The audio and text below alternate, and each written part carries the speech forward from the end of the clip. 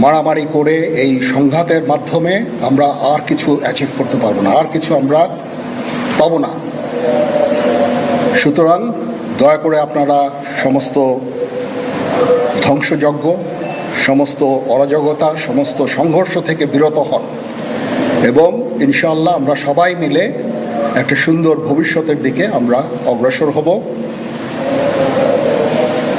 প্রতিটা হত্যার বিচার করা হবে, প্রতিটা অন্যায়ের বিচার হবে। আমরা আজকে সুন্দরভাবে কথা বলেছি, সমস্ত দলের প্রধান দলের নেতারা এখানে উপস্থিত ছিলেন। আমি ওনাদের ইনভাইট করেছিলাম এখানে, ওনারা ভেরি নাইস অফ দেম যে ওনারা এসেছেন অ্যান্ড আমরা একটা সুন্দর আলোচনা করেছি এবং এই আলোচনাটা ফলপ্রসূ হবে বলে আমি মনে করছি এবং আমরা একটা সুন্দর একটা ইন্টারিম গভর্নমেন্ট ফর্ম করে আমরা দেশ পরিচালনা করব।